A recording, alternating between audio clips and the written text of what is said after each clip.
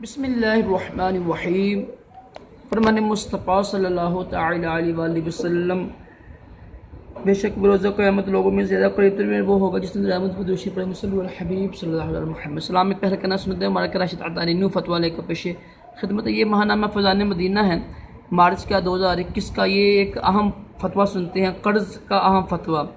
سوال سنتے ہیں جی، کیا فرماتے ہیں علماء دین مفتیان شرع متی اس مسئلے کے بارے میں کہ زید پر میرا 15 لاکھ کا قرض ہے۔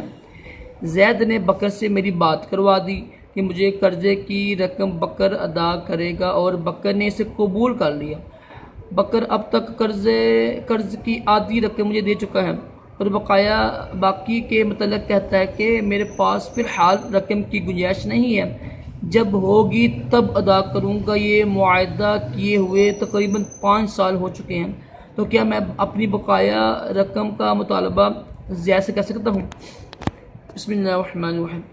پوچھی گئی صورت میں آپ اپنے قرضے کا مطالبہ بکر ہی سے کریں گے، زید سے نہیں کر سکتے۔ اس کی تفسیر یہ ہے کہ مقروض اپنے اوپر لازم آنا والے دین، مثلا قرض کو اپنے ذمے دوسرے شخص کے ذمے کی طرف منتقل کرنا حوالہ کہلاتا ہے۔ مقروض یعنی حوالے کرنے والے کو محیل، اور دائل یعنی قرض خواہ کو محتال، اور جس پر حوالہ کیا گیا اسے محتال عالیہ یا محال عالیہ کہتے ہیں۔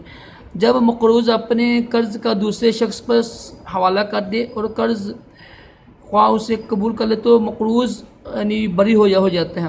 یہ بغیر حدیث پاک بھی ہے، اور قرض خواہ اس سے قرض کا مطالبہ نہیں کرے گا سوائے اس کے کہ ددائل 2 صورتوں ہی میں سے کس کو ایک صورت پائی جائے، کہ ایک تو یہ ہے کہ جس پر قرض کا حوالہ دیا گیا تھا وہ حوالے کیے جانے سے انکار کر دے، اور مقروض قرض خواہ کے پاس کوئی حوالہ گواہ نہ ہو، اور محلہ عالیہ سے انکار پر قسم کھائے۔ نمبر 2، مفلسی کی حالت میں فوت ہو جائے اور اس نے کوئی نقد مال یا دین یعنی قرض کی کفایت یعنی ذمہ نہ چھوڑا ہو جس سے یہ اپنا قرض لے سکے۔ ان دونوں صورتوں میں قرض خواہ اپنے مقروض سے دوبارہ یعنی پوچھ سکتا ہے، اس کے علاوہ نہیں۔ ٹھیک ہے نا، یہ آپ فتویٰ پڑھ لیا۔ اللہ پاک ہم کو بھی عمل کرنے کی توفیق عطا فرمائے۔ صلی اللہ علیہ حبیب صلی اللہ علیہ محمد۔